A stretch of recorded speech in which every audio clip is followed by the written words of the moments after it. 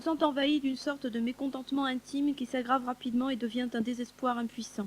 En même temps, une lassitude physique s'empare de vous, non seulement des muscles et des tendons, mais aussi des organes internes, surtout de l'estomac, qui refuse avec dégoût toute nourriture. On est pris d'un grand besoin de sommeil, mais malgré l'extrême fatigue, le sommeil est agité, léger, angoissé et pénible. Le cerveau est douloureux, obtus, embarrassé, comme enveloppé de brouillard et traversé de vertige. De temps à autre, sans raison spéciale, on saigne du nez. C'est le préambule. Puis survient un frisson violent qui ébranle tout le corps et fait claquer les dents. C'est le signal qui marque l'entrée en scène de la fièvre, tout de suite très intense. Sur la poitrine et sur le ventre apparaissent des taches rouges isolées, de la grosseur d'une lentille, qui s'effacent sous la pression du doigt, mais pour reparaître aussitôt. Le pouls affole, il bat jusqu'à 100 fois à la minute. La première semaine s'écoule ainsi à une température de 40 degrés. Pendant la deuxième semaine, le malade est délivré des douleurs dans la tête et dans les membres. En revanche, le vertige est beaucoup plus fort et les bourdonnements qui grondent dans les oreilles sont tels qu'ils provoquent la surdité. L'expression du visage est hébétée. La bouche demeure ouverte, les yeux sont voilés et sans expression. Le malade est pris de somnolence et tombe souvent dans un engourdissement de plomb. Dans l'intervalle, ses divagations, son délire bruyant et agité remplissent la chambre.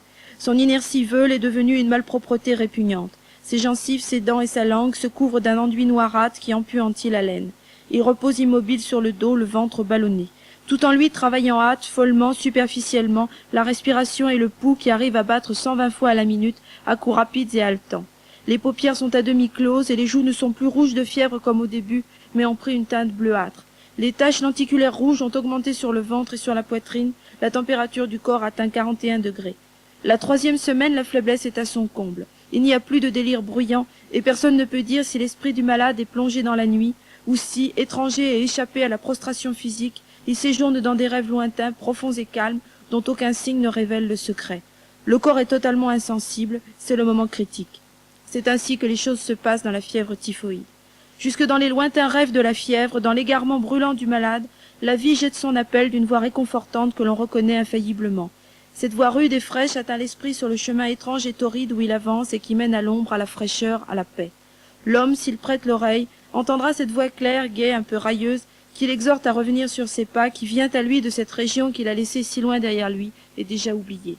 Si un émoi s'éveille en lui, comme un sentiment d'avoir lâchement failli à un devoir, un sentiment de honte, un renouveau d'énergie, de courage et de joie, d'amour et d'attachement envers cette agitation décevante, bigarrée et brutale qu'il a laissée derrière lui, alors, si loin qu'il se soit aventuré sur le sentier étrange et brûlant, il fera demi-tour et vivra. Mais s'il tressaille de peur et d'aversion en entendant la voix de la vie, si en ce moment, à cet appel jovial et provoquant, il secoue la tête négativement et étend le bras derrière lui comme pour se défendre, et s'élance en avant sur le chemin qui s'est offert à lui comme un refuge, alors il est bien clair qu'il mourra.